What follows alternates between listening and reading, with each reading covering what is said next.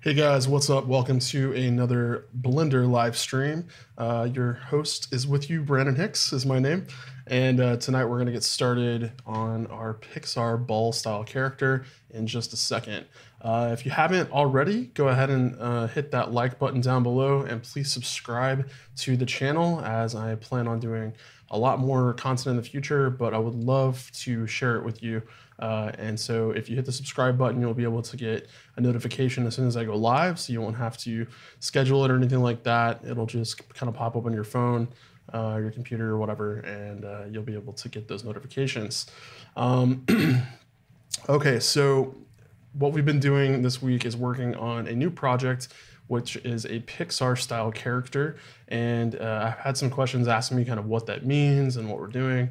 And so you'll see tonight as we kind of get in and start exploring the character that we've been working on. But basically, we're trying to create a character that is a bit in the sort of stylized nature that you would see in a Pixar movie. And so some of the characteristics that you might be familiar with are, sort of realistic lighting. The characters themselves kind of look a little bit more cartoony and a bit exaggerated, a little bit caricaturized.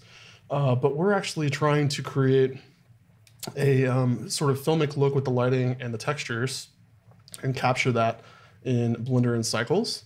And we're also going to be exploring some ways to add some interesting characteristics to a simple character, which in this case is going to be a beach ball. So let me switch my screen over so I can show you what I'm working on today. And again, follow along if you want to with your own character, and I'd be happy to talk with you in the chat as we go if you would like to talk about an issue or just anything Blender related. So let's take a look at what we're working on tonight. All right, so I am in Blender 2.8. I've tried to kind of transition as much as I can for this project to get myself familiar with the software for a new course that will be coming out very soon as the final version comes out. And so if you would like to follow along with Blender 2.8, you can get that at blender.org under the download section for the experimental builds. And so basically, we've been kind of building out this character a little bit at a time, and what I've been trying to capture is some interesting characteristics with the way that this moves. So we did an example last night where we animated the ball a little bit, and if I go ahead and open that up, let's see if we can pull that open. We had some problems that we needed to work through, but if I go ahead and switch this over into the side view, I'm gonna go ahead and hide the camera and the lights because we don't really need to see those right now. But let's go ahead and play through this animation and it'll kind of show you what we were working on. Okay, so we got a basic bouncing ball sort of animation happening. And I can actually just turn off all the overlays so you can see what that looks like. So we spent a little bit of time last night talking about how to create the dynamic motions with the ball to make it feel like it's sort of made out of material that bounces on the ground, how to get the roll in place so that it feels like it's actually been tossed around, and then slowly bringing it to a stop at the end of its roll here. And so this is a very basic animation. If you've ever done any sort of computer animation before, this is one of the first exercises you'll learn how to do in any class. And it's a good thing to start with if you're just learning how to animate. But we're obviously going to be pushing this a little bit further as we get into the animated short. And so some of the problems that we were running into last night had to do with the way that this object was constructed. And we had some things we needed to work out. So you can see as we rotate this ball, we were getting some weird looking stretching happening with these stripes. And this has to do with the position of the stripes on the ball. We're using a shrink wrap modifier to get these onto the ball. And so for whatever reason, this was slightly moving out of place as the ball was rotated. And so because they weren't in the same position, you can see if we reposition the stripes, they're actually where they should be. But if you go too high or too low on the ball, they kind of come off the edge and we run into some problems. So I took a look last night at how this was kind of laid out and built. And if I go back to a resting position here, we can kind of see if I jump into edit mode that we're using the modifier stack quite a bit to our advantage to get the stripes into place. So if I turn these off one by one, you can kind of see what's going on with these here. So we start off with just basic poly strips here.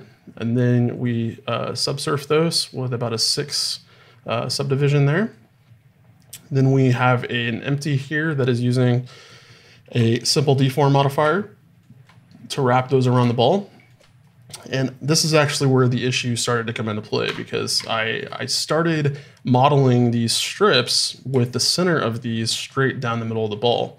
And I found out last night that if I were to offset these a little bit over to the right, that starts to help kind of rotate them into a better position.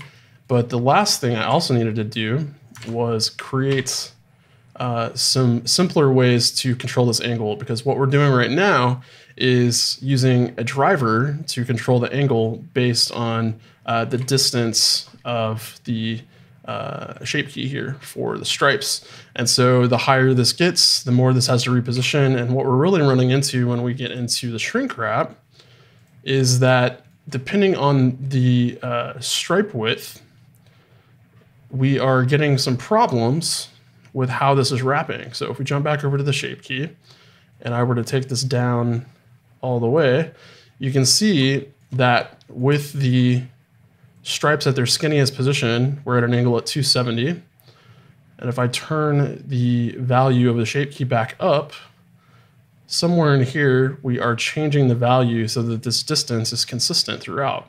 And the reason that's necessary is because if we delete this driver and just complete the 360 degrees for this deform, we're always going to have the last two stripes sort of butt up against each other, and that's really kind of a problem.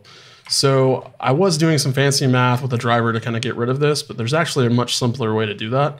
And so let me kind of show you what I did. If we jump into edit mode, I'm going to grab the faces of our last stripe over here. Bear in mind that we have to kind of pay attention to what we're on here for the stripe width. So let's go ahead and hit Shift D to duplicate this. And I'm going to pull this out one more time as if we're going to create another stripe. But then what I'm going to do is I'm going to go ahead and get rid of the left two vertical edges here and the top two edges there. And so what we're left with is basically just a single row of edges on the sides, as if there's some other geometry over here, but there's really not. It's just 2 or 3 points. So let's get rid of the middle edge as well. Now what happens if you do a 360 wrap with the extra geometry in place is it should give you an equal skip distance here. And so I have to play a little bit more with where this is lining up to get that to work, but that should work for us. And the reason that works is because we are actually giving some extra skip distance in here. So it thinks there's another section all the way out to here, which adds in an extra room for some padding. So that makes that work for us. So let's play a little bit with this to see if we can kind of get that into place.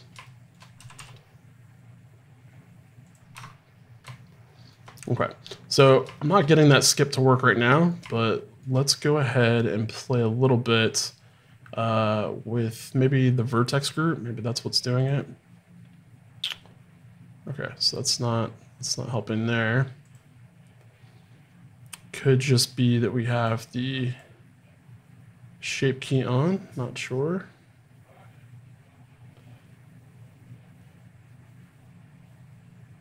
Okay, so this is the solution that I came up with, and if we jump into the new file, you'll see how it works. But basically, that is the solution that I came up with.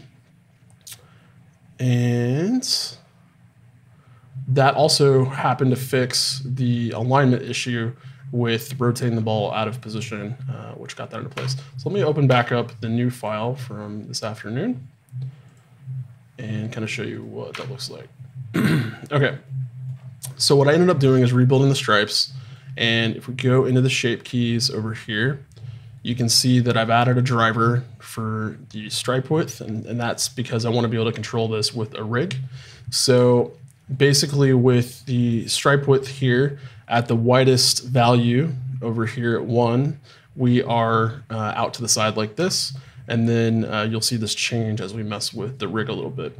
So the driver itself is a little bit more advanced in terms of the math. These are my notes over here on the right, so you can kind of ignore this. But as you can tell from the expression here, this part of the rig that I created out to the side is what actually controls the width of the stripes. So as I pull this up here, rotate this into place, we should be seeing a difference in the stripes here. So turn that back on. There we go. So now as I rotate this, it's capped at the limits for the rotation into the frame here that we built. But basically at the position over here to the far right, you're gonna see the stripes at their skinniest. And then at the far left, you're gonna see the stripes at their widest. And so this was done with just a little bit of math. If we look at the driver here, you can see that basically we're just pulling in the Z rotation from this little object here. And then it's using a little bit of the math here with these default values. We capped the rotation here with a constraint so that it can only rotate between 0 and -80 on the Z axis. So that correlates to the Z rotation right here. So at this position, it's at -80. At this position, it's at 0. And I can't go outside of those bounds, which is important that we do that and kind of lock everything else so that that is in place. And then once we start messing with the stripes here, we know that those values are going to be permanent and in place, and we can make sure that our expression is going to work to make the shape key function as necessary here.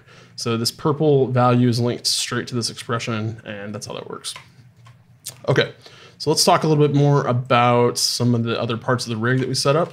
If you were watching the previous live streams, you know that I talked a little bit about wanting to squash and stretch the ball and having some issues with trying to set that up. And so I kind of figured out a little bit about what was going on there and what I needed to do to get a workaround. So now I've created this little ball here at the top. If we grab this and start moving it around, you can see that we have a nice little control for squashing the ball into place. And so that's pretty cool. We're going to have to probably write something that limits the distance, or otherwise we'll need to create some compensation so that when the ball gets squashed down really, really far, that the stripes are going to stay on the outside. But for now, I think this is a pretty good solution. So as I move this around, you can see that the default position needs to be at 1 meter up for the ball to be in the regular rotation, but that's kind of cool. So now we can squash and stretch the ball, add a little bit more sort of stylized animation to this. And then you'll also notice as I rotate the ball around, we're not getting any more of those crazy stripes sort of falling off the edges. And so this had a lot to do with the alignment issues as we got in here and played with getting the stripes rebuilt with the shrink wrap modifier. And once those were kind of centered in place and we got the skip distance set up appropriately, we didn't have any more problems with getting the stripes in place. And you'll notice that with the stripes themselves, I'm not even having to go in with the shrink wrap or the distance here and do any more of the simple deform to get those evenly distributed around the ball, because we went in and applied that. And so now we have a very simple piece of underlying geometry, really 2 or 3 faces for each stripe. And then we're subdividing those several times, and those are being applied back to the ball here. And so those are already in place, and all we had to do was get the stripes under control, and now we can get that in place there. So we can animate every stripe all together as a single unit. And you can imagine, I was trying to explain this to my wife a little bit about how I had an idea for this to work. And we could basically imagine this kind of being a slider to control how the emotions for the ball are kind of working. And so if the ball is here with the stripes kind of closed down all the way, and you're seeing the underlying white sections, maybe the ball is kind of in a scared emotion. And then if the ball is more rotated this way with the stripes full on red, maybe he's angry. And so we can come up with our own sort of form language for the short animated film. And as long as we kind of set that up with a little bit of story as we go, we're going to be able to kind of give the audience some context for how that's working. And they're going to be able to kind of pick up on that pretty quickly and understand what's going on. It doesn't take a lot to set up some interesting play here with that. But some other things that we might want to do here are set up the option to individually change the width of the stripes. And we might also want to change the color of the stripes based on some options here. So haven't really thought that through all the way yet. I don't know if we want to have a color picker option or something set up with the material properties or what, but that is definitely something we can look at getting into. Okay, so we're going to talk a little bit about some of those options tonight and how we might go about adding them and get into that a little bit. But I also wanted to show you guys some of the new features in Blender 2.8 as we get in here and start playing. So with this in place, I spent some more time working with the bones and getting those set up. And so I was controlling everything with this here to move the ball around. And you'll remember last night that we had started to set up some grounded options here for custom properties that keep the ball from going through the middle of the floor. And so this now is kind of being replaced by this object down here. And so I think I took that off to where that's not working at all anymore. And then I wanted to have something here that controls whether or not you can see the width of the stripe controls here. So this little slider here needs to be hidden whenever we have those properties being turned on and off. And those are actually going to be moved to this object down here. Now this object is actually a special object because it's a bone. So to get the squash and stretch working and all of that, I had to set up a custom armature for this to work. So if we tab into edit mode on this object down here, you'll see that if I kind of switch into transparency mode, you'll notice that we have some bones here that are appearing. So this object down here is actually our root bone for the entire armature. And then this vertical bone here is the squash and stretch bone that the ball is parented to. And so this object up here, which is actually a mesh, is driving the tip of this bone to squash and stretch. And so that's what's actually causing that to work. And then this bone down here for the root bone, I replaced with a custom drawn object here. And so if we look at some of these properties, let me see if I can find where that is located. There is an option to create a custom draw mesh based on an object. So not seeing where that is right now. Maybe it's in here.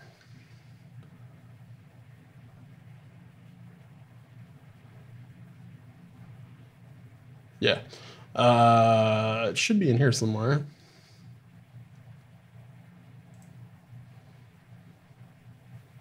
But that's basically what I did was I had a custom object here. Oh, there it is. So you would basically select the custom object that you want to use that I already got rid of. But once I had that modeled, I just went into the display down here, selected the custom object that defines the look of the bone, and it replaced the look of this here. And so if you want to actually hide the original bone, you can also do that by doing that. But that's not necessary once you have a custom object in place. So there's a lot of options in here to play with, which is kind of cool. You can change the scale of everything if you want to do that.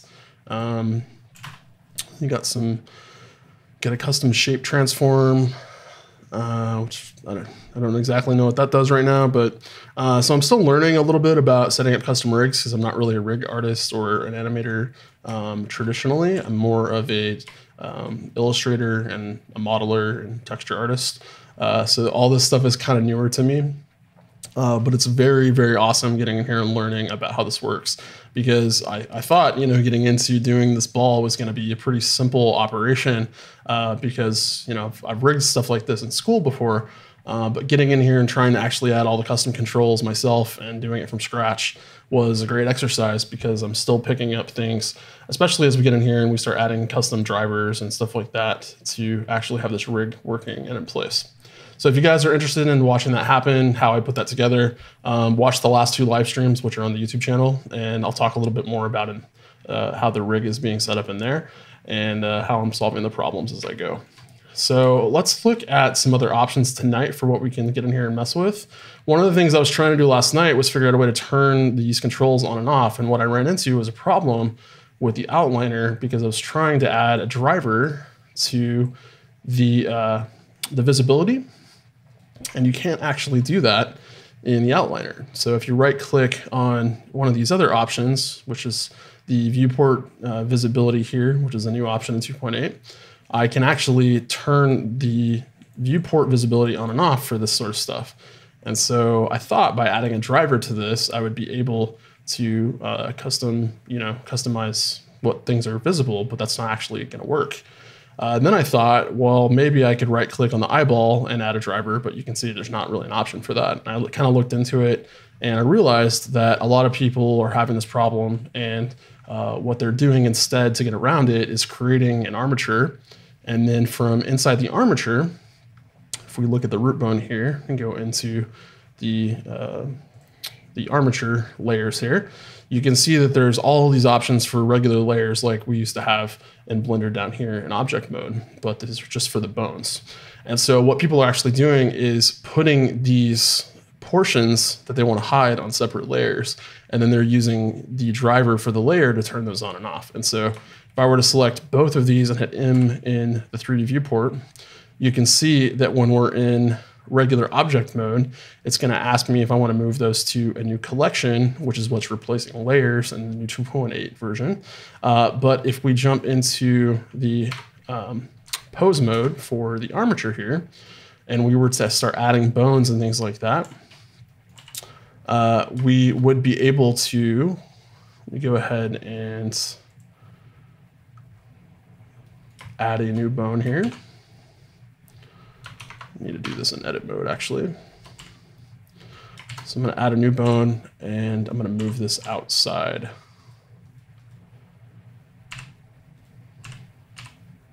Over here. Okay. So with this bone now, we could actually move this over to its own layer. So if I hit M while we're in edit mode, I can move it to layer 2, and that corresponds to this layer here in the bone layers. And so what people are then doing is right-clicking and adding a driver to this here. And then once they go into the driver settings, you can then add a custom property like we were doing for the bottom down here, and enabling the visibility on the layer itself. And so that's kind of what people are doing. And they're doing that with the rest of the rig controls by parenting that to the bone. At least I think that's what's happening.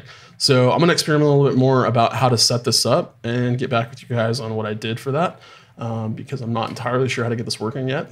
But anyways, that is the solution that I sort of found as I was researching. Okay.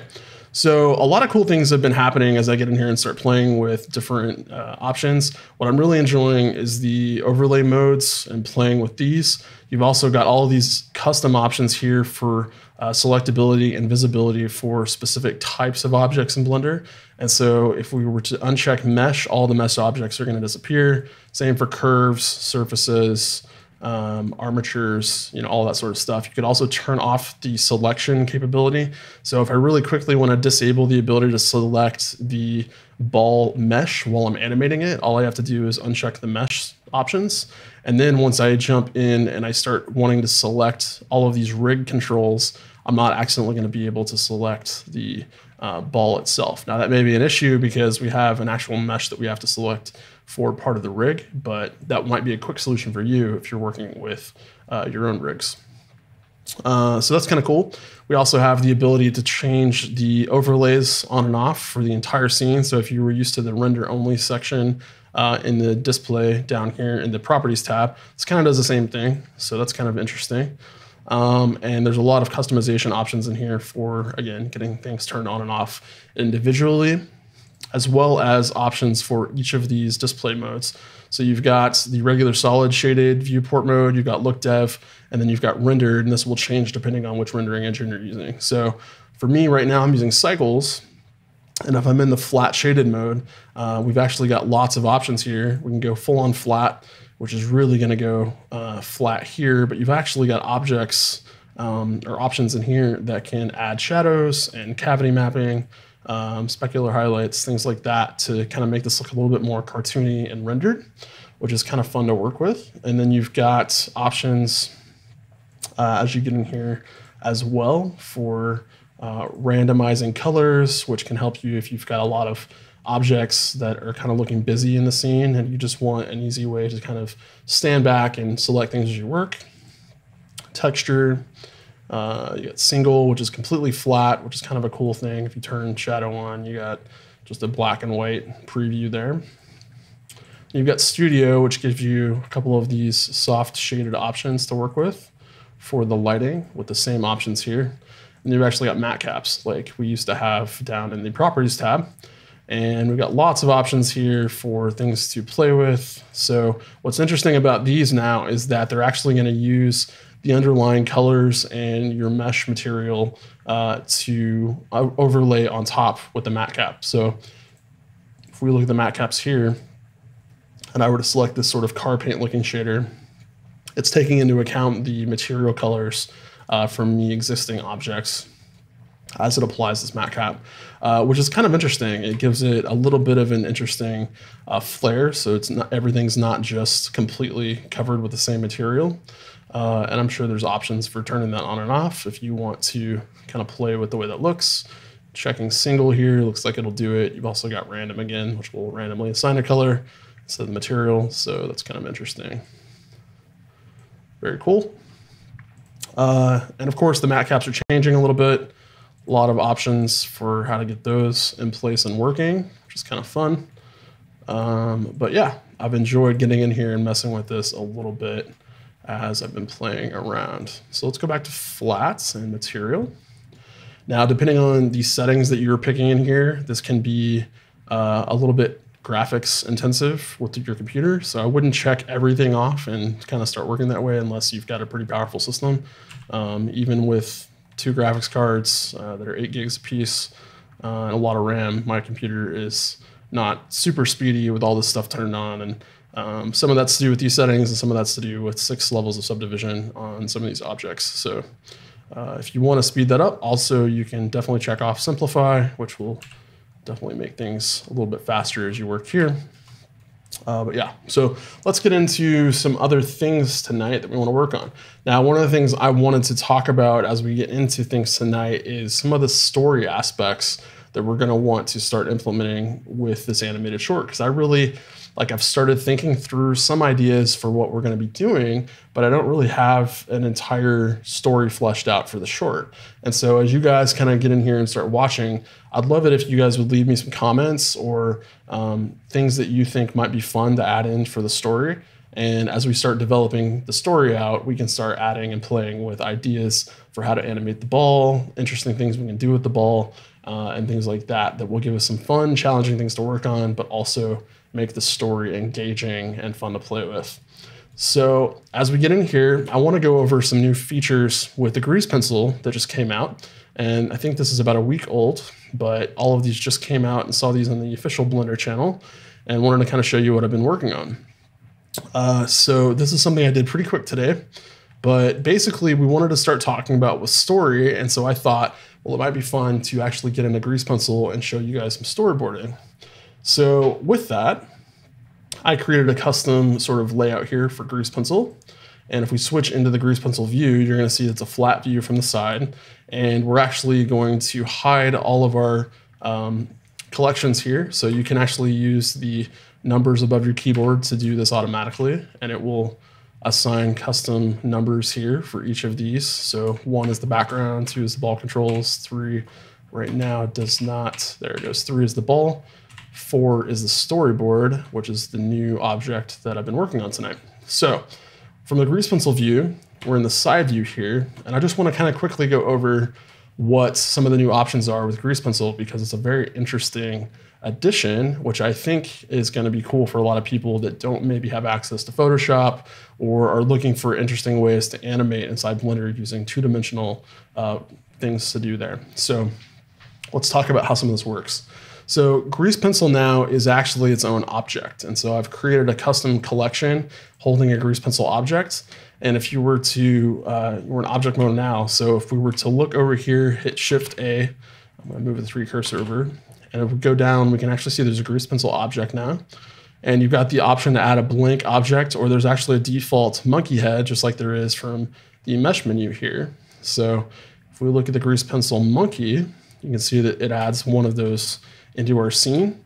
And the interesting thing about this is that it's definitely two-dimensional, but we're still in 3D space. So if we want to rotate around, you can see that the grease pencil object is actually three-dimensional, but it's obviously flat and meant to be on a two-dimensional surface. And so if we jump back into the front view here, and then we jump over into the grease pencil tab, you can see the data tab for the pencil here. And under layers, we have 2 layers by default that are showing with the monkey head. So one is the lines, which if we turn that off, you can see all the lines are contained within this section. And then in this layer, we have colors. And so you can turn all of those on and off as well. And so it's very, very cool to be able to kind of finally get a layering system in here, exactly like Photoshop has, or another program like Krita, something like that, where you can jump in and kind of organize things and play with the effects. And then you've got a lot of options here. You've got obviously opacity, which will change the transparency of this layer. And then you've got adjustments for tinting things. Your stroke thickness can change. And then you've got parenting, onion skinning, if you have animation, and all sorts of stuff like that.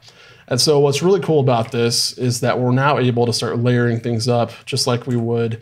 And it uses the controls in Blender that are already there to kind of help you get things into place. And so I'm going to go ahead and delete this monkey head and then jump into kind of what I set up here. So if we right click on this object, this is a blank object that I added, and then I started adding my own little layers. And so if I turn this off, you can see the very bottom here, we have the sheet. And so it's just a big rectangle that I drew. And then we have the frames, which are black rectangles here on the page. And then both of those are locked, so I can't accidentally paint on those or whatever. And then in between, we have pages that I'm going to use to draw on. So if we turn this back on, you can see that I've already created a little bit of a thumbnail here for one of our storyboards. And so let's get into a little bit about how all of this kind of is working. And I'll try to go through this kind of quickly so we can get back to doing some fun stuff with other options for our ball. But I just kind of want to go over how this works because it's really, really cool. So if we were to go ahead and add a new layer, it's going to add a layer down here. And you'll see that we've got a few options over here with these tabs. And so we have an effects tab, which I'll go into a little bit later. We have the grease pencil tab, which gives you your layer options and all of this stuff. And then the materials are actually grease pencil materials. So these are not 3D. These are directly related to your colors and all of the materials that you're using to draw with for the grease pencil. And so there's a lot of really cool things you can do with this. You can see a little bit of a preview here. And then there's a custom mode for grease pencil, which is now called draw. And so as we get in here and we select draw, you'll see all of your options change for grease pencil and they start showing up. You'll see all your materials are popping up here in the top here for the way these are working. And as you add objects, those materials that are already on those objects are going to come in as well, just like the 3D objects. So I created 3 custom ones here. We've got marker, we've got paper for the white paper, and then we have a photo blue pencil, which I'm using to draw with. And so basically all you have to do is grab one of these presets over here for your tool. You can select the material up here that you want to use to draw with. And then you can go in and you can just start drawing on the grease pencil layer. So you want to make sure that you have the right layer selected here that you're drawing on. You can go ahead and pick one of these 2 options down here to erase with. And there are a lot of other stroke options in here as well. You can fill with an option there. And you can see that I have paper selected, so we're not actually seeing much of a change there. But we can play with getting this color, maybe filling, and it's obviously filling in right here with this. And the way fills work is you're going to go under your material here, and you've got 2 options. You've got stroke options and you've got fill options. And so my fill is actually turned all the way down with the transparency at 0 for the alpha. And so if I were to turn this up, you can see that anything that I filled is going to be filled in all the way with black. And so that's how that works. So if you actually want to create a fill color, you would need to create a material, and you can do that. So let's create a plus here, add a new material, call this photo blue fill. I'm just going to copy the color here, paste it into the fill here. And then for the color on the stroke, I'm going to take the alpha all the way down to 0. And so now what happens when we have the photo blue fill selected is when we fill something, it's going to fill the whole thing in just like you would expect with a paintbrush or a paint bucket there. And so that's kind of interesting and fun. And let's go back to our layer over here, kind of get rid of that. And so basically what I've been doing is trying to set up a workflow here for us to be able to storyboard in Blender, which is kind of interesting because there's a lot of options that we could use to make this kind of an easier way to keep everything in one program. We're not having to switch around and all of that. And so if we jump into our marker section here, grab our material, which is the photo blue pencil, you can also see the same options you would have with regular painting in Blender or sculpt mode here. So F will control the radius there that you can see. And you've obviously got your tablet settings, which will let you control the brush size or strength and all those options here. A lot of other extra options they've added in for creating interesting strokes. And so very cool to play with this. But now you've got the ability to kind of sketch in here. And with the erase tool, you can grab one of these. Stroke will erase every single stroke that it touches all together. And so any stroke, no matter where I hit it with, it's going to erase it. And then with some of the other eraser options, if I were to draw something in here, you can see with the hard eraser, it's going to erase just like you would expect with a hard edge. And you've got soft as well. So if we were to sketch in here like this, and I were to grab the soft eraser, you can see that it takes a little bit more to kind of get these to go away. And so good options there for how to start drawing. The rectangles were easy to do with the shapes menu here. So you can grab anything you want. And then with shapes, you've got a line, rectangle, a circle, or a monkey that you can drag out. And so with these, if you want to draw a circle, you just left click on this, move over here, and then left click and drag, and it will draw a shape there for you. And it's dependent on what you have selected, it will choose to fill that in or not for you. So undo will obviously undo any of that. And just make sure you have the right tool selected when you want to do that. And that's what I used for the rectangles, was this here. So it's interesting. Okay, so let's get into a little bit about what we can do here. So if each page will have its own separate grease pencil layer. We can hide all the menus, go full screen with Control Spacebar, and then just kind of go to town playing around with some ideas here for the grease pencil. So if you've never storyboarded before, it's pretty simple. You're basically going to draw boxes for each individual shot that you want in your film. And each of these shots is going to be a different camera angle, and they're going to be in a sequence. And so you're going to have the first one here, and then you're going to have the second one over here. A little bit of trouble getting the stroke to work correctly there. If you hold Alt or Control, it'll automatically switch the eraser for you. And what's great about this is you can zoom in really far if you want. And it's kind of an infinite canvas. And so if you want to zoom in to draw, then feel free to get in really far here and kind of sketch to your heart's content. But I'm just going to go ahead and number these frames so we know what order everything is in the bottom right-hand corner. So some of this has to do with your tablet. Some of it has to do with the settings up here. And if you're having some trouble kind of getting your strokes into place, just kind of play with the settings until you get to something that feels comfortable. But then if we wanted to sketch just in one frame, we can actually go full screen here and just focus on this one frame here. So what we might want to talk about here is the environment for the ball.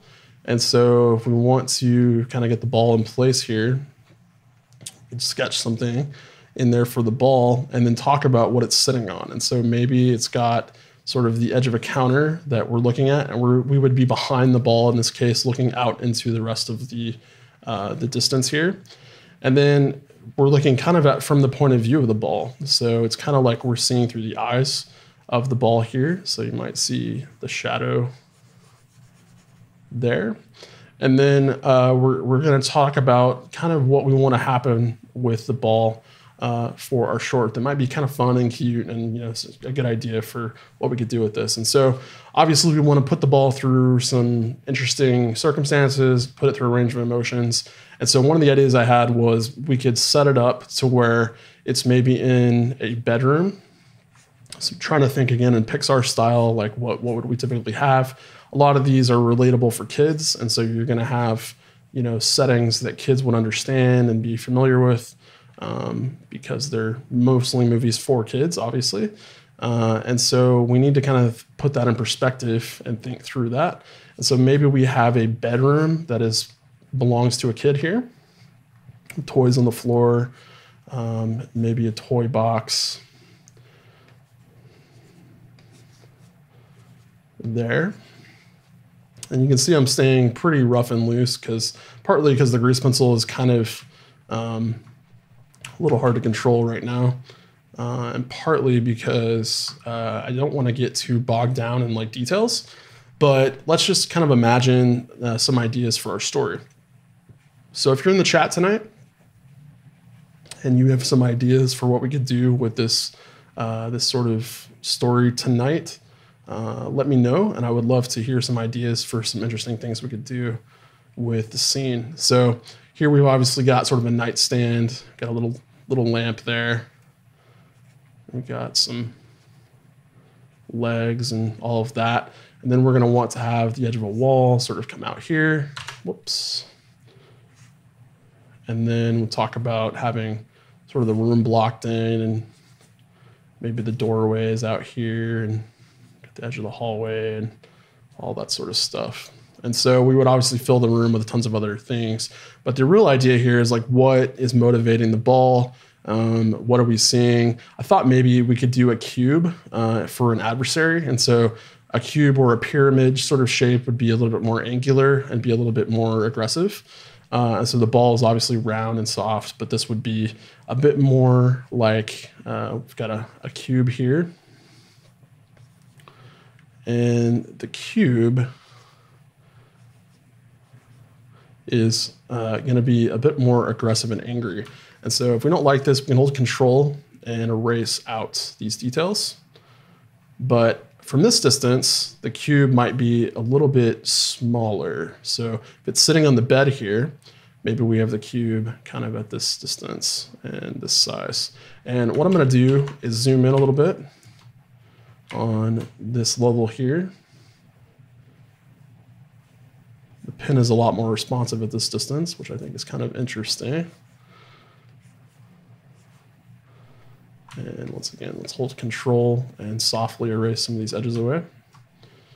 But then we've got a basic idea of what this will look like. So the ball is sort of looking down here towards the cube on the bed, and that could be the setup for our scene. And so I don't know if the ball is sad at this point or what's going on. Obviously, if we're thinking about references like Toy Story, maybe the box is like a brand new delivery that's just come in, and the boy is really excited or something, and it's worried that something's going to replace it. So I don't just want to straight up steal the story from Toy Story as we get in here, but obviously as we're coming up with ideas, we want to think about past references and how we could create some interesting new stories for our characters. And so you see I have the same sort of thing over here for this. And so what we might want to do is pull up our tools again with T, switch to a hard eraser, and then just get rid of all of this stuff. And let's go back to our marker and then get back in here, put our 1 back into place. Okay. So you can see what we would do here is basically just go through each of these and talk about what blocks from one thing to the next. Now, if you want to transition from one piece to the next, basic storyboarding for film is that you talk about what you want to do with the transition from one shot to the next. And so sometimes if you want to pan from multiple frames, what you would do is you would actually draw in an arrow. And we have these sort of behind right now. So if we want to put those over the frame, let's hit Control Spacebar. And let's go back and create a new layer. I'm going to put it on top of everything else down here. And we're going to want to grab a new color. So let's go over to our materials and create one. And this one, maybe we'll call it direction. And let's make this one a sort of red color. Okay. So now what we're going to do is pick direction. We have a little bit bigger of a line. And what we would do if we wanted to create sort of a pan from one shot to the next is we would actually draw something like an arrow. And so if we wanted a little bit more of a not stylized stroke, we could pick something like the marker or the block here. Make sure we pick the right thing here for the color, and then we can play with the options to see what we need to get this into place. Okay, pick block, pick direction, there we go. Now you'll see we could make a little marker there, and then you would just have the scene sort of continue in an ultra wide shot. So if we were to paint from one side to the other, you can hold Alt to get straight lines, just like this. And so this would help kind of block in the focus and attention.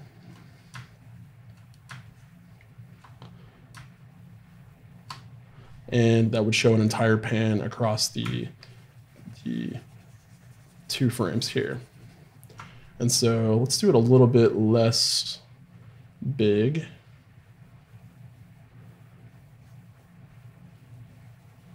We can fill this in if we want, just like that.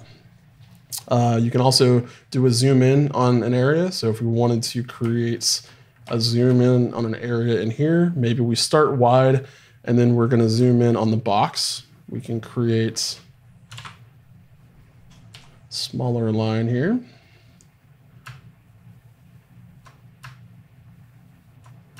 And we're going to mimic the size of our frame that we already have on the outside in terms of the dimensions for the aspect ratio.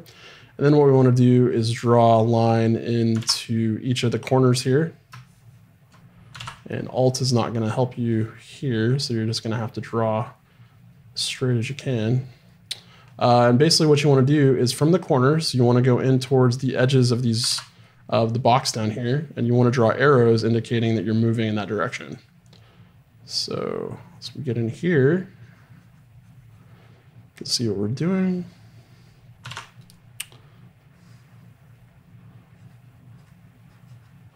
And that indicates that we have a zoom in on that section.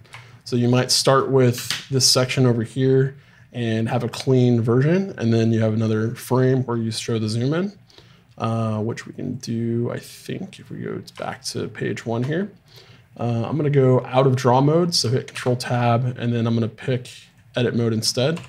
And I just wanna select with the B, the box select, everything here. I'm gonna get rid of the 2 down here. I'm gonna hit Shift D and then X, and I'm gonna move this over here. Okay, so let's go out of edit mode, back into draw mode. And now on this layer, let's see if I turn that on and off, everything that's red is still on this layer. And now I can just go ahead and erase anything that I don't want. So all the stroke stuff from this layer here, I want to go ahead and lock the first layer, and then we can erase out here. So nothing underneath is going to get touched. Okay, lock here, erase. Okay, there we go. And so it's a quick way to work because you can basically duplicate all your strokes, same exact buttons you would use in 3D viewport to do that. And all you have to do is switch into edit mode with Control Tab like you normally would. And anytime you want to draw, you can draw and all of that. So very, very cool feature to be added in here. And if you'd like a free way to get in here and be able to start storyboarding, you can do that. The other really cool thing about the grease pencil is that, and this is not new, but it's cooler now that we're in this part of the 2.8 release, is that all of this is animatable. So if you wanted to create an animatic or even just an animated short in 2 dimensions, you can do that using the timeline. So each of the individual frames that you're on will have their own sort of memory of what's happening. And so as you cycle through these frames, you're going to see things change a little bit based on what you've been drawing on. And so from 0 to 1, you can see we made changes on each of these. And again, it remembers that. And so this is how you would start animating kind of in place. And so if we were to draw something here and then went to the second frame here, and then the third, and the fourth, you can see as we cycle through the frames, it's remembering what we're doing with each individual frame. And so again, this is how you would basically animate in a real animation program for 2-dimensional animation. You've also got onion skinning, which is going to show you based on previous frames what's kind of going on. So if you turn up the frames before and after, you're going to be able to see sort of in the middle, it should show you kind of what things are looking like. So I haven't played with this yet. Not really sure what I have to have selected to make this work.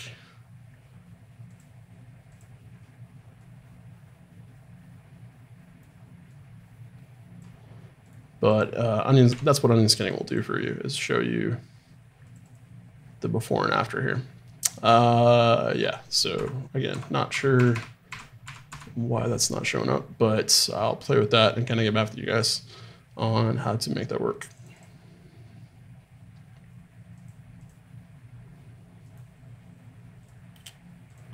Okay, so the last thing I want to show you with Grease Pencil is a really, really cool feature that is related to the special effects tab. So if we look under here, we'll go to effects, what we can do based on the layer that we're currently on. So if we're on our page layer, which is everything here, go to the effects tab and you've got all these new options for things you can do to things in this layer. So now if we check out blur, you'll notice that if we slide this over, it's going to use your graphics card to use OpenGL and blur this based on samples and all that sort of stuff. And so using some pretty basic settings, you can get some pretty advanced effects here. And this would obviously be good for trying to do depth of field and stuff like that if you were locking this to an empty or something, an actual space. So that's pretty cool. If we change this to something like flip, you've seen artists in Photoshop talk about flipping their objects in terms of left and right. And so doing this, it's going to flip everything backwards, and it kind of gives you a different perspective on what you're sketching. So if you're doing concept art or something like that, this is going to be a really, really handy thing to have in place for something like that. You've got pixelate, which I've seen a lot of people start to play with, which if you drag these will kind of turn anything that you've been drawing into an 8-bit image. So that's pretty cool. The same thing with wave distortion, very, very cool. And again, this is all real time, so it's very, very cool to have this kind of in place. So if you wanted to create a water effect, you could animate this property. Obviously, right-click and all of those things are there, keyframes, drivers, all that sort of stuff. So very, very cool. And again, all of this is in conjunction with the 3D viewport. So anytime I want to rotate into 3D, all of that is there. And if I want to turn on my other layers here, I can hit any of this stuff and turn this stuff back on. And so all of this can be used in conjunction with 3-dimensional workflows for your animations to kind of combine the 2-dimensional and 3-dimensional aspects, which is very, very cool and something that I haven't ever seen before in any other software. So this is very cutting edge stuff, and very happy to be kind of on the ground floor of this. So let's go ahead and turn off the Grease Pencil layer at this point. I'm gonna switch back into my general tab. And let's get back into some things for tonight. So got about an hour left. So if there's anybody in the chat and you've got something specific you'd like to kind of work through with the ball rig, or you just want to work on something, whether it be materials, rigging, whatever you want to talk about. I'm also thought about starting to get into some background modeling for the scene. And so if there's something you guys would like me to focus on, let me know, and I'll be happy to kind of do that. So I'm gonna take a drink real fast and I'll be right back.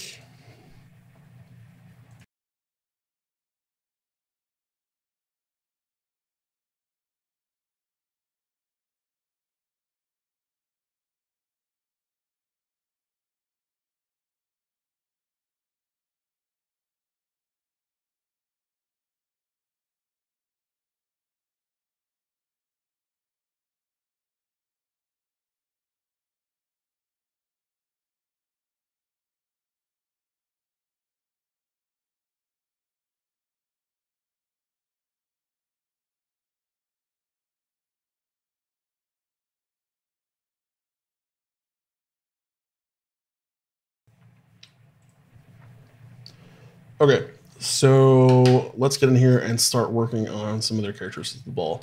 So if you haven't seen this yet, we've actually already got some lighting and everything set up in cycles. I'm choosing cycles for the Pixar-style short just because Eevee is not as good at handling complex shadows and lighting. It's very, very good, and I love Eevee for a lot of things, but for this, I want to really get some very soft shadowy effects, and it's just not stable enough right now to get that working. And so since we're going to be doing this a lot before the official release comes out, I think working in cycles for right now is probably a good idea. And so one of the other things that we talked about is how to start solving some of the issues with the shading. So if you look at the ball here, we've actually got quite a bit of artifacting on the red stripes, and that's because they're being shrink wrapped very, very tightly onto the ball itself. And so the way that we went through and kind of solved this is, let me turn on the overlays here and make sure that I have outlines turned on so we can see everything.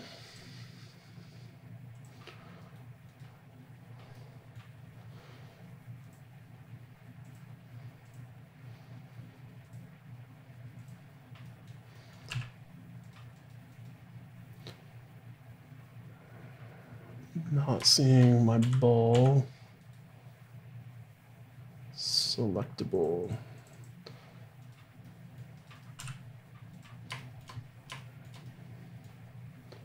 So let me get in here and see why we're not getting the ball selected.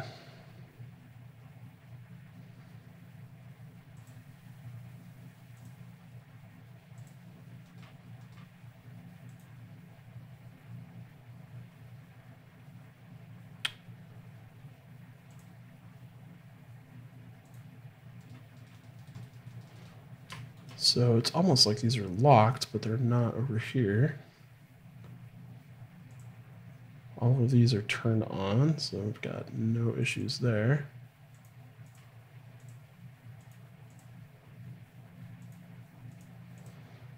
And let's see.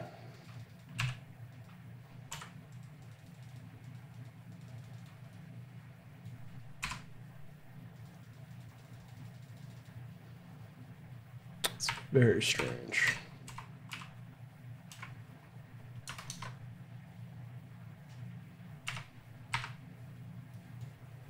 Okay, so we're still in draw mode, which is the problem. So let's go back to object mode and then turn all of our stuff back on here, except for grease pencil. There we go. Gotta remember to check which mode you're in. So, okay, now we're back in object mode. Let's play a little bit with some of these settings here. So we've picked the stripes out, go to the modifiers tab.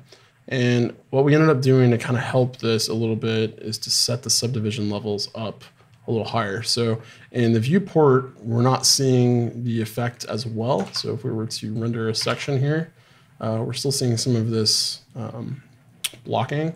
As we turn this up, it starts to be less and less because we're smoothing after the shrink wrap is taken into effect. And so it helps a little bit. One of the other things we could do, if we turn this off, you can see it's really coming back in, is add a modifier that is the smooth modifier. And this will allow us to kind of get in here and play with smoothing this out a little bit.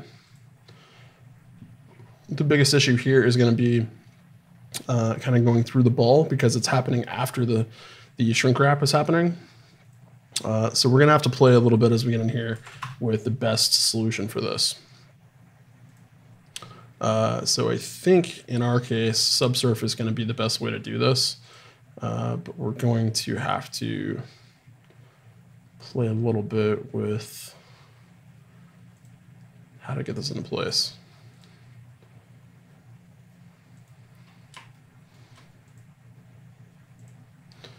So I'm just kind of cycling through some of the options here.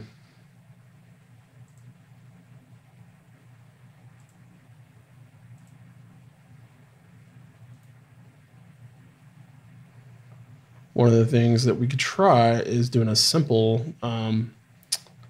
subsurf, which is just going to subdivide without smoothing. And then we can come back in with a smooth modifier after the fact and see if that will help us smooth this out.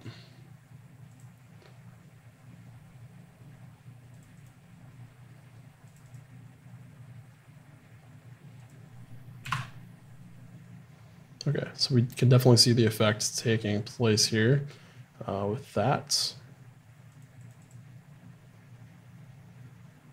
It's definitely helping. Let's see what happens if we switch back into the rendered view here and we kind of do a render. So I'm going to do 50% and let's see without the smooth the way it's looking first.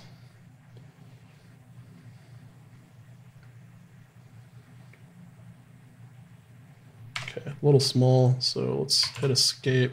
We'll do a border render right here. And then let's switch this back to 100%.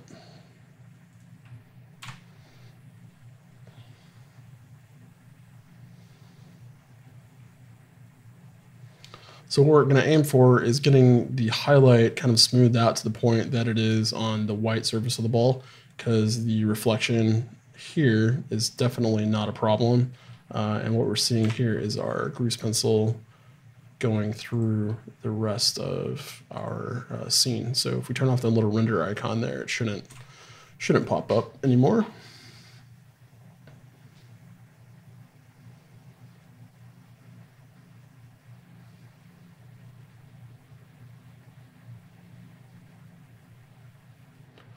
Yeah, so it's definitely helping, but it's not completely smoothing that back out.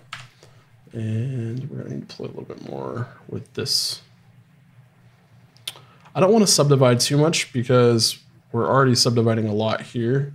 And one of the things we could play with is taking this down a little bit. And then knowing that we're going to come back and then subdivide makes it a little bit easier to handle. I don't know if that'll actually affect the ball that much here. Might help, I don't really know yet.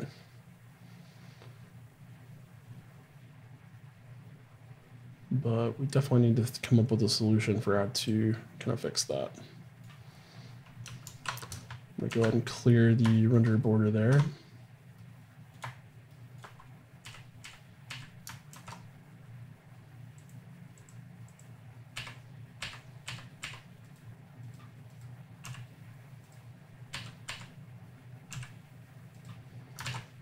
Okay, so we got some update glitches happening with 2.8 right now where the selections are not showing up appropriately until I start moving something. It's kind of interesting.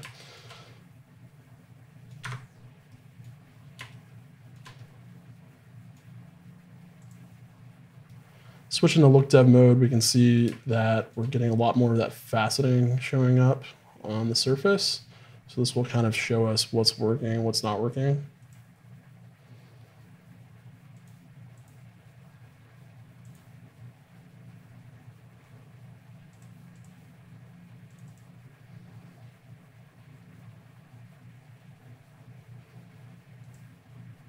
Okay, so it looks like with the smooth here, we're kind of getting things back to where they need to be.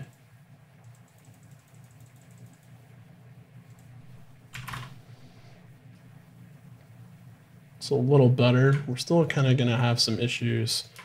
If we look down here on these reflections, we're still getting a little bit blocky. So let's see if they're actually cleared up in the render though.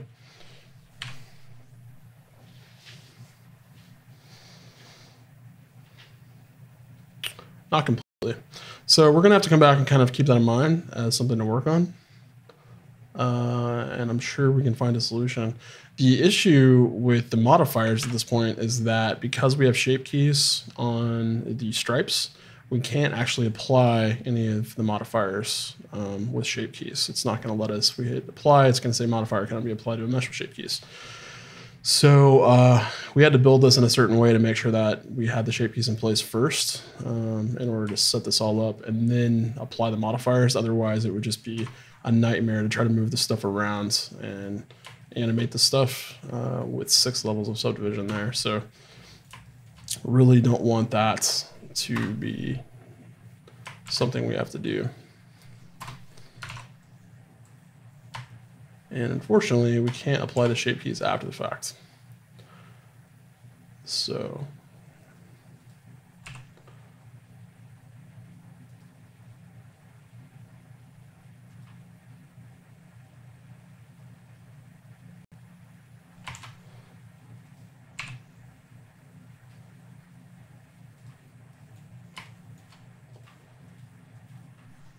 okay, let's play with getting some more of this stuff into place.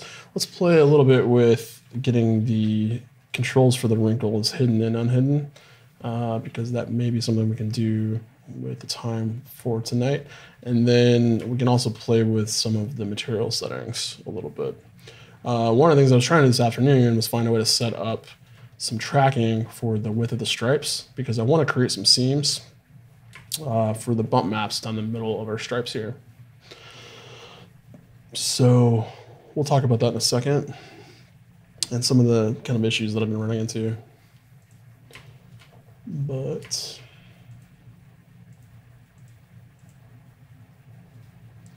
okay, so I want to select my backdrop here, and I'm going to give this a different viewport color because it's a little hard to see what's going on. So change that up a little bit. Do the same thing for the control up here.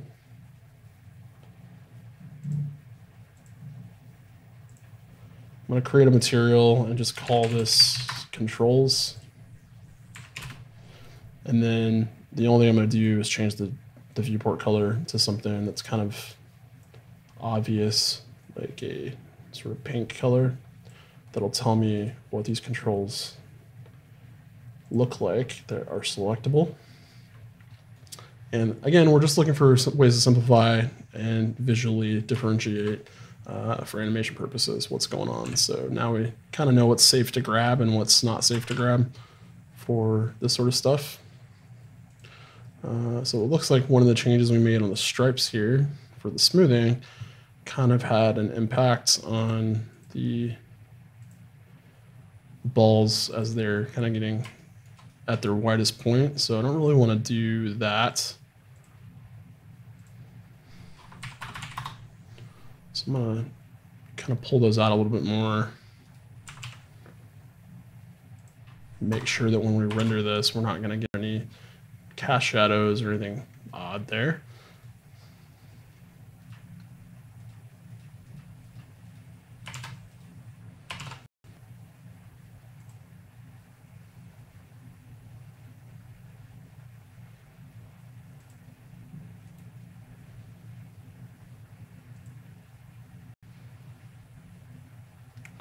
So one of the things we might want to do is try to use a vertex group to smooth this out. So let's see if we can get that working.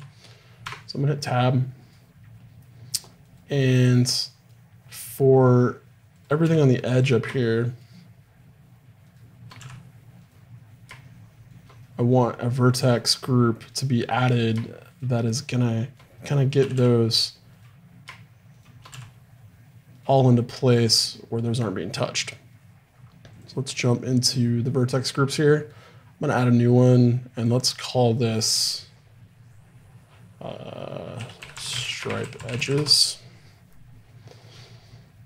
Let's assign those and kind of see what will happen here.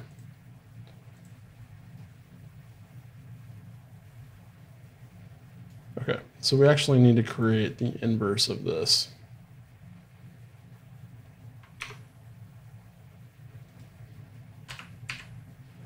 select all of this. Just start by assigning everything to the vertex group and see what that does.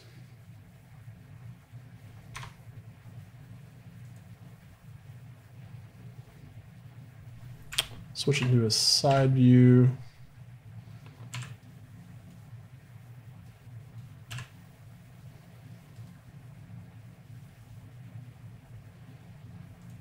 Remove those.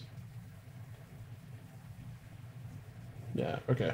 So because we have such a low resolution at the beginning for our geometry, using a vertex group to smooth this until we apply all of that is probably not going to work for us. Not sure if we could just turn off one of these axes for smoothing. That might actually help.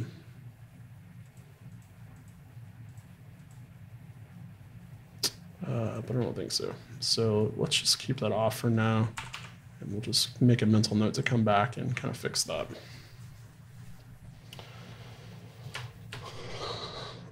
Okay. So let's work on these controls. Now we talked about the bone down here actually being the root for the armature. So we've got our in edit mode, we've got all of our bones visible. And if we were to show the other layer, which we can't right now because it's using a driver, to make this show up, just hit 0.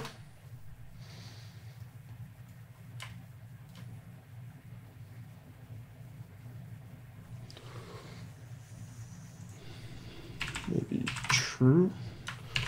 I don't want to say before I do too much of this sort of stuff because it's going to be hard to kind of mess with this. So I'm going to turn that back on for now. And it doesn't look like we have that other bone added back in. So let's check out all of our bones for the armature. Yeah, we just got 2 there. So let's pick a point to add another one. I'm gonna add a bone right there.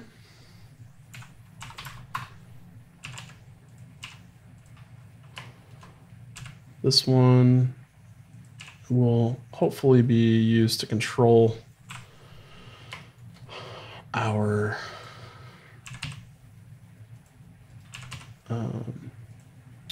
wrinkle controls here, or our stripe controls. And so now if we jump back into object mode, you can see that that is still visible. And what we want to do is move this to the second layer. So let's move this to layer 2. Now when we turn layer 2 off, that will disappear. So we can toggle those layers there. Add a driver to that second layer, and then select it here. 0, 1.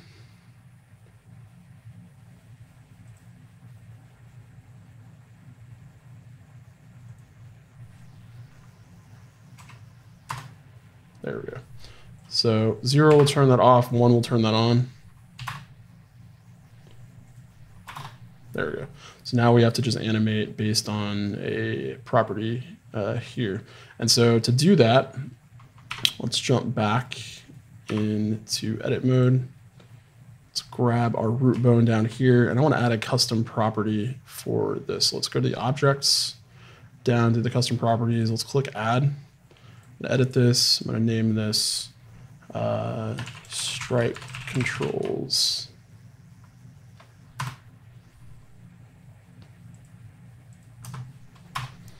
I want this to just be a single 1 or 0 value, so I'm just going to take the decimal point off there, and I'm going to name, I'm going to do a little tooltip. And we'll hit OK. So now that should show up if we look at our properties. We've got stripe controls here. So we can right click on this, add a driver, And we actually don't need the driver on this itself, so we can delete that. And we're going to use this, actually, no, that's not right. It is this way. We're going to use this input, so we're going to right click and hit copy data path. And now when we go back to the visible layers, what I want to do is create a link to this variable that we just created, this property.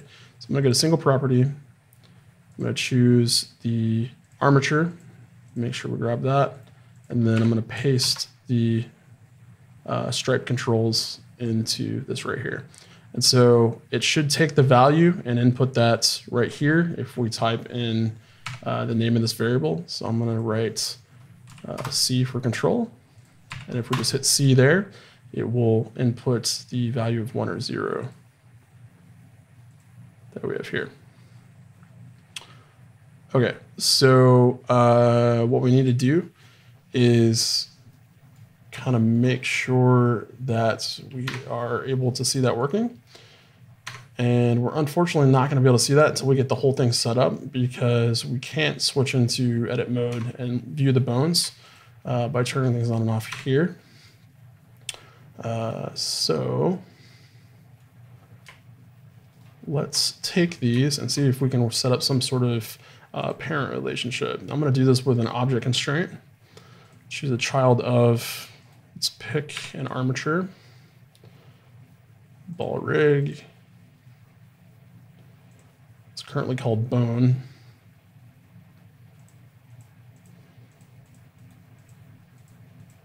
I'm going to turn all of those off so that it's not actually controlling any of the positions of these controls. And let's see if we can get this kind of working. Okay, so it's not currently doing what we want it to do, hiding and unhiding that.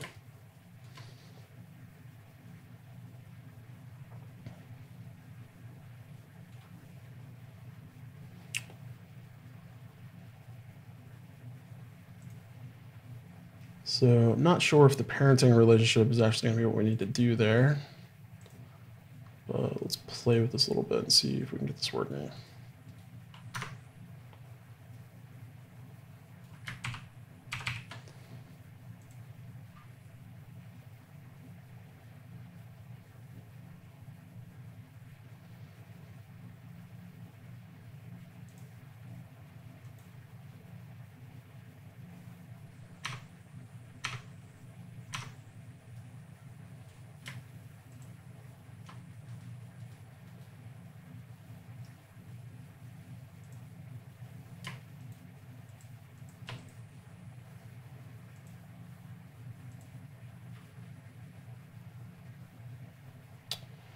So it could be that our property here needs to actually be a key. So let's try that instead and see what happens.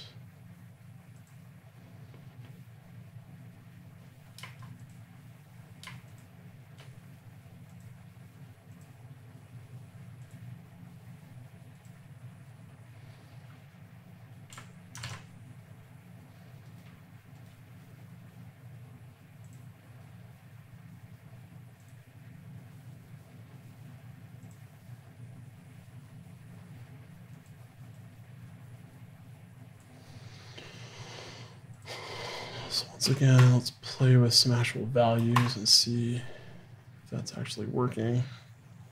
And it doesn't look like from here it is.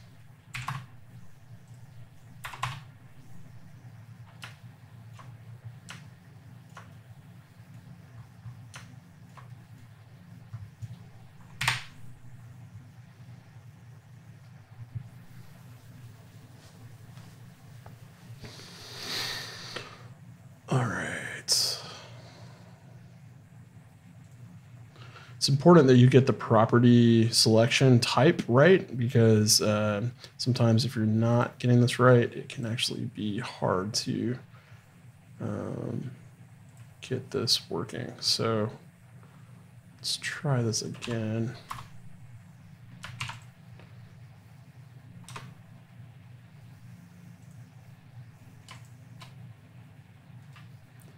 Select that. There we go. All right, so now we've got that turning on and off. So because this is an object, and that's what we're attaching the object property to, we have to use an object type. And then once we pick the ball rig, which is the name of our armature here, and use the proper variable, that will turn this bone layer on and off for us when we toggle this here. So now, theoretically, if we parent this to our bone here, it should turn that on and off.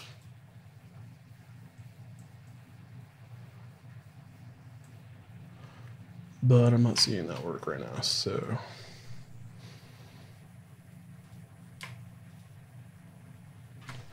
Try just parenting straight to the bone. It's not doing it, so I'm gonna undo that.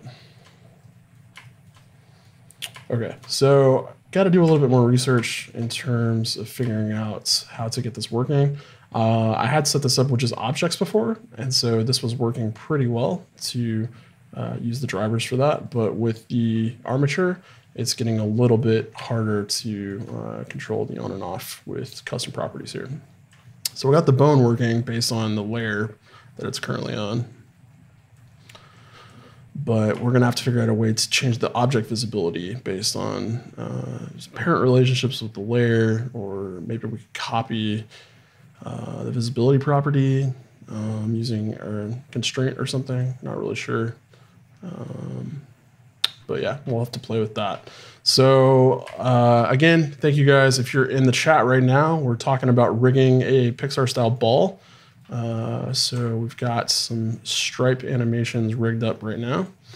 And we've been talking a little bit tonight about ideas for the story. So if you guys want to talk about any ideas for what we could do for these, we can kind of get into that. One of the other things I kind of mentioned earlier was maybe setting up some custom properties for the stripes so that their individual stripe widths can be changed. So we've got a stripe width for the overall width uniformly, but if we wanted to create a custom version just for an individual stripe, we could jump into the edit mode here, and let's grab a new key. And at this point, we can base this on a original key. So right now this is basing this off of the original key, which has these scaled back to their original placements. And if we want to kind of individually change one of these, it will just remember that on this individual key. So we just need to pick one we want to start messing with. So I'll jump into face mode here. Let's grab the two faces for this and scale around the normal. Okay, so now if we scale this on the x-axis, we can play a little bit with getting this into place. So I want to remember what I do here, because every single one of these needs to kind of be scaled along the same size. But let's say we scale this around a 2 on the local x-axis. Now if we tab back into object mode, and we change the stripe width here, you can see what that's doing. And so we can set a range. We can set a minimum of maybe -1 and a maximum of 1. And that will kind of give us the ability to change that. If we go above this, we can push that even further until we're out too far. So we kind of want to get a good value in place before this starts to break. It's going to be a 1.8 there. And for this one, we could choose a -1.1, maybe something like that. And we would just do the same thing for each stripe. So we could say stripe 1 width.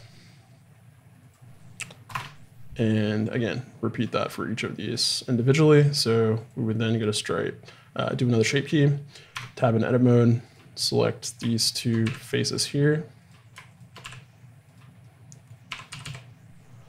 Scale this by 2, and we're good there. So stripe 2 width, and then we'll just copy the range here. So -1.1 to 1.8. So check how that's working. There we go. And so on and so forth.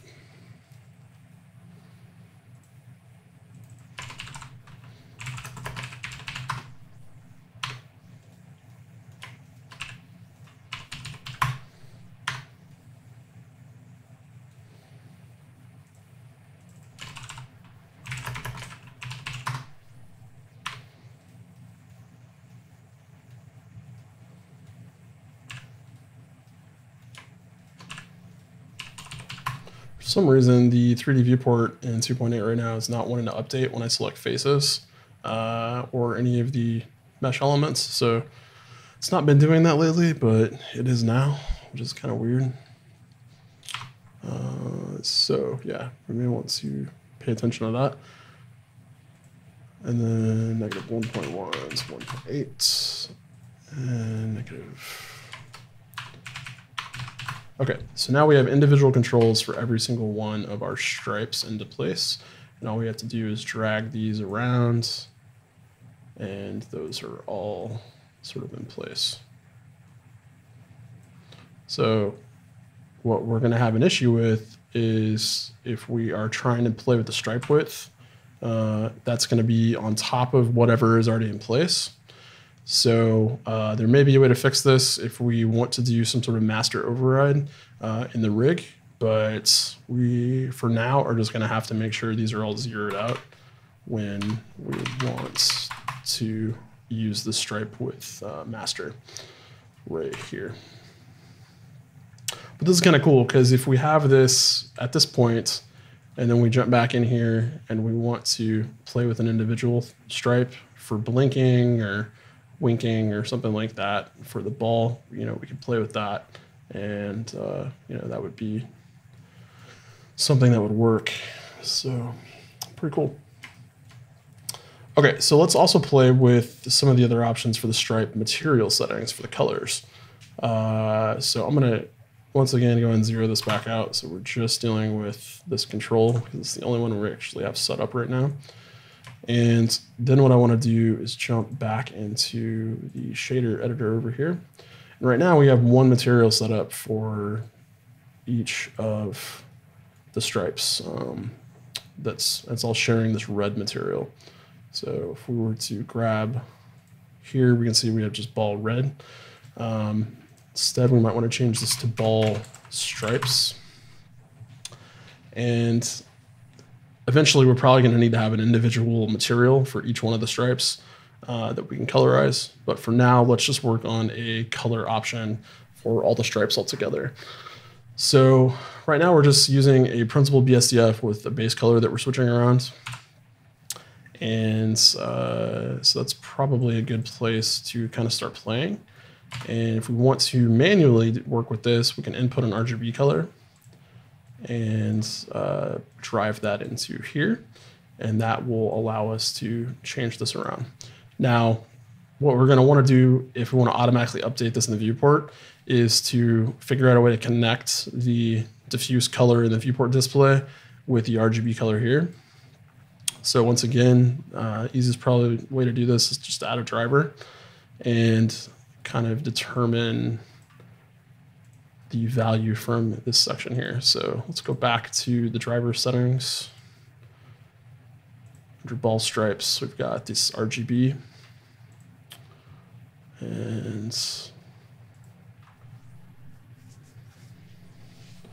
for this, what we're going to want to do is right click and copy the data path for this attribute. And under here, let's go into single property.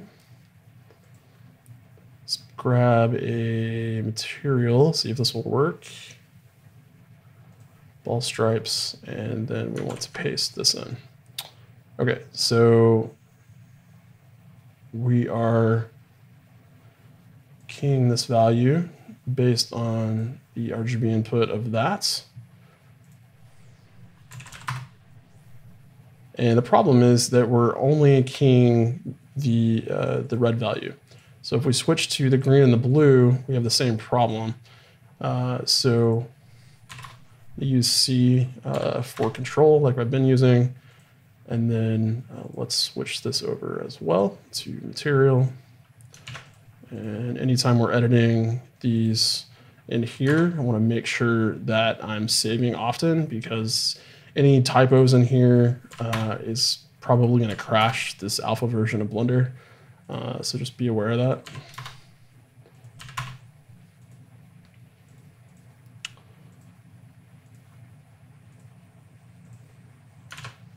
Okay. So theoretically,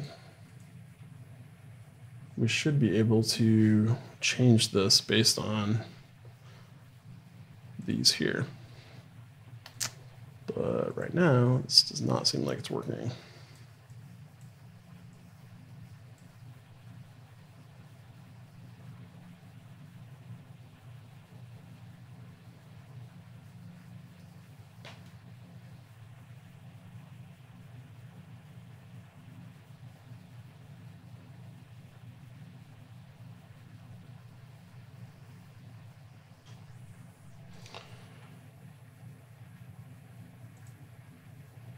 So I believe maybe it's because we have to switch these around in here.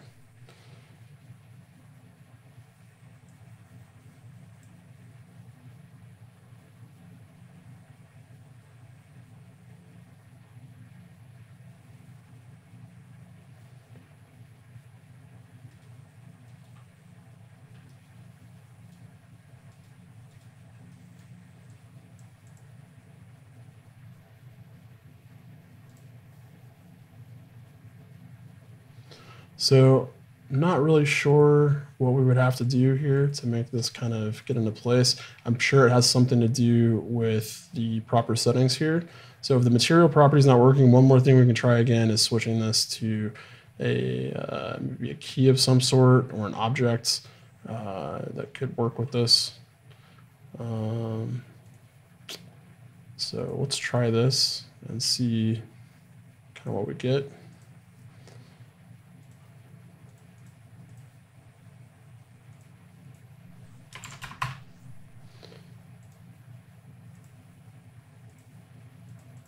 We could also try the object and see if that is going to do it for us.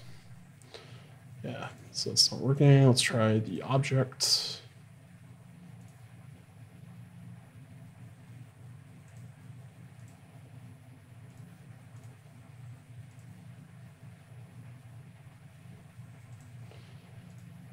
I'm sure some of this probably also has to do with the alpha value not being carried over.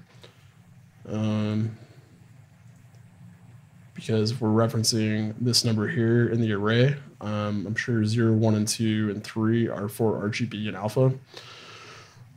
So we'll have to play around with this code a little bit to see if we can get this working. I'm not sure what else we could try here.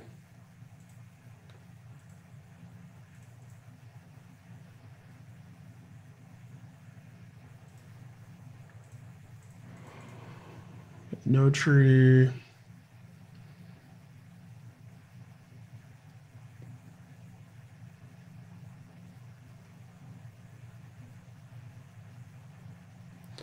Still convinced it might be material, but I'm just not sure.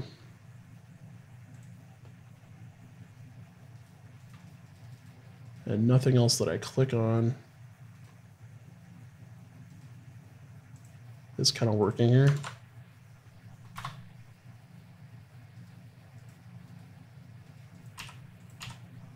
So we could limit this to just R and see if we could kind of get this working, which is this value. But unfortunately, I don't know if that's going to work.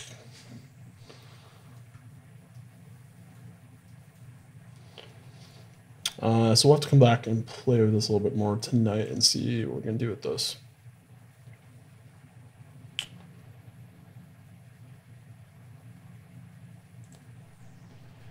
Not really even sure. This is probably a crash if I get this wrong. So I'm not really sure what we would have to do to define an RGB value. I don't know if it is a vector array or how this would work, but we might just try RGB 1 0 0 1, and yeah, it's not wanting to work.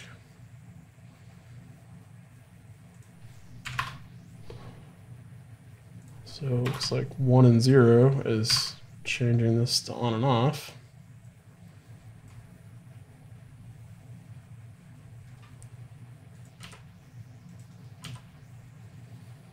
Go ahead and get rid of the driver for now.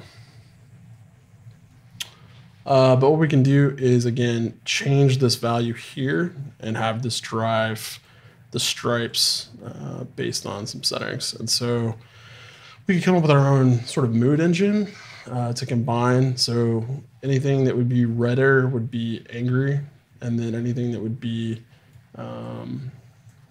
you know, again, sad would maybe be blue. And so a simple way to do this would be to kind of come over here with each of these individual RGB controls and then just label these. So if we have angry set up right here, we would say that that is probably a bright red. Duplicate this.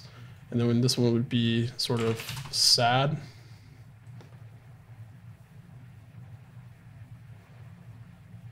So I might do that. And we could pick individual colors for moods in here. And then what we do is try to figure out a way to combine. So we could have one in here, which would be, let's say, sick. This one could be like a pale green. And then another one here for happy. And this one might be like a yellowish.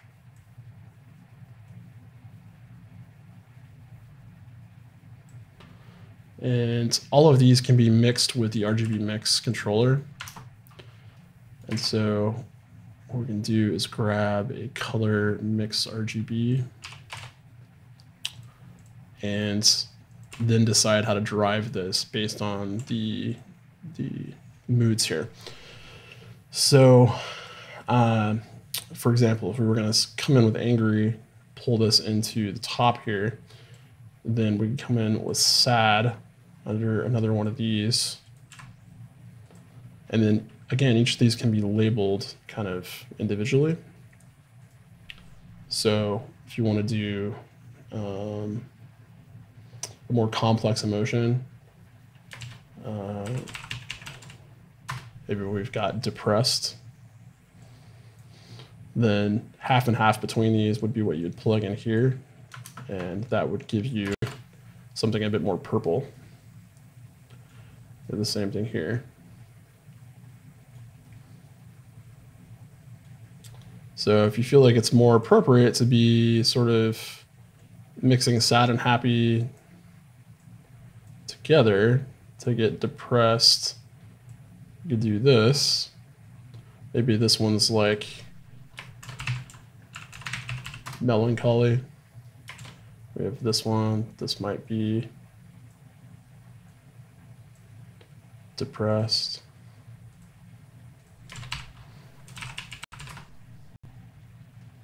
And then you've already got complex, color combinations to go off of here. So you've got all of your original colors for pure emotion, then you've got some other emotions that are more combined in here. And again, you can just continuously mix and match those. And then what you would do is come back in and you could set up custom controllers for all of this stuff. So if you wanted to do it in the properties section of your main root bone here, you could do that. Or you could set up custom facial rigs. And in here, we obviously don't have a face to work on. But what you would do is set up custom sliders for your emotions and then sort of have it drive the mix factors here for each of these. And so you could get an array of emotions just from sliding things in the viewport. And that way you're not constantly digging into all of these settings and material controls. You can make this sort of full screen and you're just kind of worried about each of these individually. And so on and so forth. But I think this would be a really simple way to kind of get some basic emotions into place. So it's not really sick. It's more, we need to be more pale than that.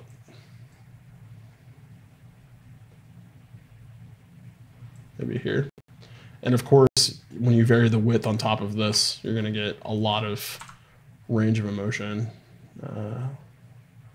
with this. So sick might only need to come out when you've got a very wide stripe, character in place.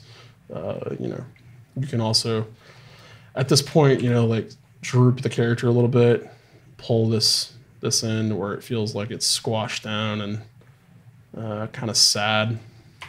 Let's turn the rendering engine off real fast. So you can pull it down here, and then, it feels a little bit more like it's depressed and all that sort of stuff. So a lot of fun stuff we can do here with this, but it's kind of interesting. So let's reposition our squash there.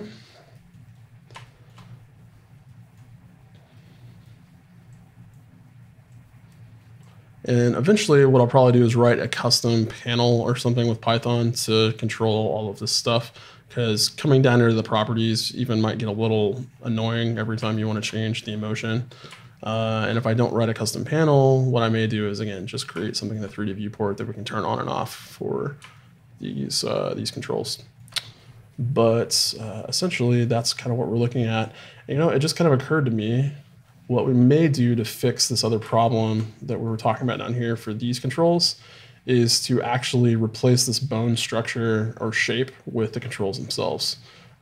So what we would want to do here is, for this, I'll just work on the outer section here and kind of show you what I would do. But instead of trying to parent and do all that sort of stuff, you would basically just take the bone here that you've created, jump into the properties here, and I believe it's under the custom options here. Yeah, so for custom objects, under this bone, which we're going to call, what is it called in the outliner? C stripe with container. We're going to use a custom display of C stripe with container. Okay, so now that's going to replace that, and when we hide and unhide our stripe controls, that should actually hide and unhide this. So I'm going to turn off the visibility for this now, and then let's just play with the visibility of this. Now, to get this into a place where I can actually see what's going on, let's look at bone here and make sure that is still kind of working. So it is, I can tell with this coming on and off here that it is working. But we're gonna want to kind of get this into place where that custom shape is where it needs to be.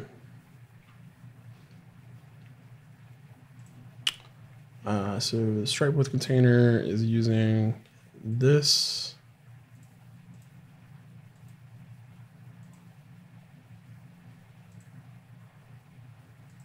Just for now, I'm going to create a new temporary object, and we're going to use this for this bone. So this is just plain 001. Okay. All right, so that's in place now. If we hide that and then you go back to our master rig here, yeah, so that is exactly what I want it to kind of do. But I want it to do it with our stripe with container here. So I'm gonna go back and get rid of this here.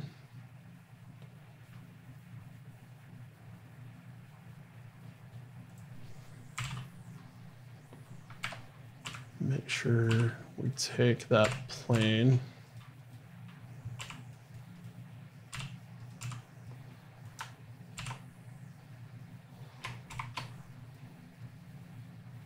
not sure where that is, but I want to get rid of that when I find it.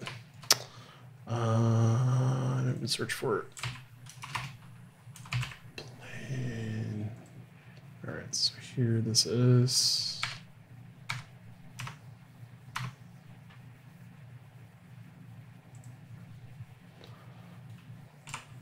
Okay, so let's grab our control. Custom object, we're going to use C-stripe with container. And I was hoping that would go on and off. So the other thing is that this is a curve object and that's a mesh object. So I don't know if that's affecting it. But let's get rid of this and try it instead with this object here, because this is a mesh object. So it's C-stripe width.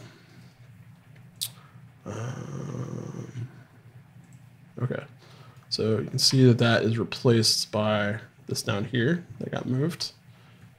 And now if I hide and unhide, that is working. So it must have something to do with not being able to use curve controls or curve objects as a replacement object for the bones here. So I'm not really sure if that's 100% the case all the time. I may just have a setting that's incorrect that I need to figure out. But yeah, it's not working for me right now. So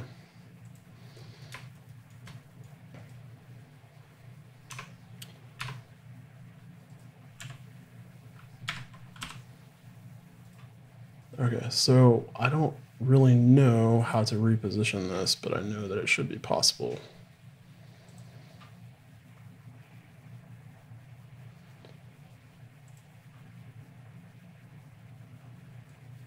So scale here.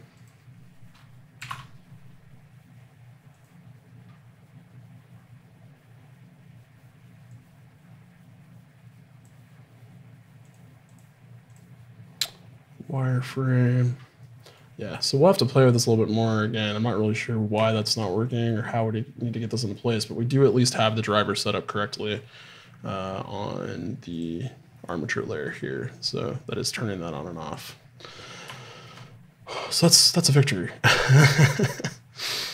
All right, so let's get rid of this for now under our custom draw type.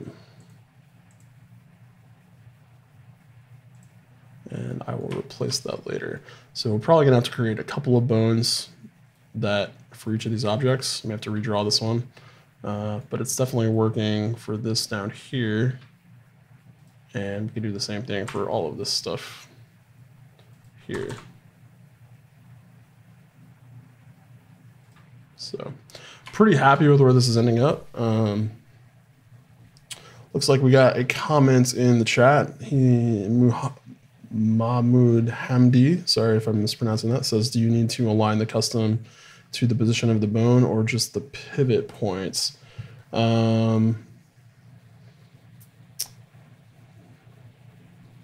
Not quite sure I'm following the question. In this case, almost nothing that we're using for bones is actually connected to the object. We're just using these to control drivers and rigs as part of the rig. So for a character, I would say most of the time, yes, you'd want to have the bones in place for positions on the character themselves. But so for example, this is a root bone and it's just being used to control the position of the object. So it's just kind of like a parenting relationship. This bone is the only one that's actually connected to any geometry. And it's actually just squashing the bone around. So that's behaving the way it should. This one is, again, a parenting sort of relationship, and it's just controlling the rotation of the ball. And then this one is controlling the width of our stripes here. So yeah, so I'm not sure I understand your question, but if you want to kind of rephrase and let me know, I'd be happy to jump in and kind of answer something. Right now, it's just kind of all a experiments that we're playing around with. As I said, I'm not an animator on a regular basis, and so anytime we're getting in here and doing advanced stuff like this with drivers and all that kind of stuff, it's something that kind of stretches me a little bit. But I would encourage you guys to really kind of do these exercises for yourself, because it can be useful to get in here and do something you don't normally do to push yourself a little bit. So we talked a little bit about custom colors for the stripes, but we could also do custom colors for the ball, which we haven't talked about. So right now it's just a base white, but again, we could do some mixing like we did over here to get these kind of into place. And when we render those, we'll get some custom shapes or colors. So I'll write something up hopefully soon that will help us control the emotions a little bit more with the coloring. But for now, I think that's working pretty well. Got our classic red over here and all of that. So, Mahmoud Hamdi says, I mean the custom shapes. So no, the custom shapes themselves like don't really, I don't think need to be lined up with the root of the bone. It might have something to do with that. So if we jump into edit mode for the curve, currently this is set up to have the origin in the middle of the ball, I think. So I've locked the movements here. So yeah, that's in the middle of the ball. So if we were to reposition the 3D cursor to the origin of our bone here, maybe if we reposition the origin of our curve with origin, which doesn't have a keyboard shortcut right now, which is why I'm looking it up. And we got a crash. So yeah, good idea. It may be a great solution. I'm not sure if it's going to work in this version of 2.8 because it's kind of buggy. But anyways. Okay, so we are back to the point where we're doing custom driver stuff. And what I want to do is grab the base color and paste that in. Okay. All right, guys, so I think that's going to be it for me tonight. I hope you guys have a great weekend. I have all of the previous streams up from this week on the ball. So if you're interested in seeing how I did a certain section of the rig, or you want to kind of talk a little bit more about any of that stuff, leave me a comment in those videos. Again, like and subscribe if you can for me. And don't forget to share this with your friends. If you have anybody that wants to learn a bit more about rigging, I know it's been kind of off this week, and that's because a lot of things are going on behind the scenes with new courses and stuff like that. So I appreciate you guys and watching and your patience with me. And I hope to come back soon with some cool stuff. So a lot of things coming up. We've got courses that I'm working on frantically, trying to get those in. Just got a new camera and a new laptop, and so I'll be able to work a little bit more on the road. Obviously, we've jumped into 2.8 now. We're working fast on that. I'm trying to get ideas together for the new 2.8 course that I'm putting together, and that's just going to be an entire redo of the Blender Unleashed course. It's currently on theorangeguild.com. So we're going to be updating that and doing all new stuff for the 2.8 features, as well as kind of going back through and updating the course for everybody who's taken that before. Yeah, there's 2 or 3 projects going on right now. So for the stream, we've got the ball that we're working on, and then behind the scenes, we've got a dragon project that I'm kind of doing a little bit in ZBrush, some in Blender, and some compositing film effects there. And then for the new course that's coming up, it's going to be a 3D illustration course, which is on the several of the past live streams I've been talking about the 3D illustration for the Atlantean Amulet. So if you have missed that, definitely go back and watch those, or at least skim through those so that you're up to date on some of those techniques. The course is going to be great. It's going to talk about how to get in there and create a custom 3D illustration from scratch using custom objects that we do in Blender, a little bit in Substance Painter, stuff like that. And I'm going to be showing you on one object, specifically the entire workflow from basically the concept to the modeling to UVs to doing custom shaders, custom texture painting, custom rendering, all that kind of stuff. And then I'm going to give you the rest of the scene that I've already built out, and I'll have all of those available so that you guys can create your own combination of scene layouts. We'll talk about, what's important for a 3D illustration to be effective. We'll talk about how to get it noticed if you're going to put this up on the internet, whether it be ArtStation or your portfolio for your reel, stuff like that. I'll give you hints along the way as far as how to make it more effective with cinematic lighting, as far as rendering techniques and compositing techniques as well. And at the very end, I'll talk about how to jump into Photoshop and do a little bit of touch up and painting. So it's going to be a great all around course for people that want to do really impressive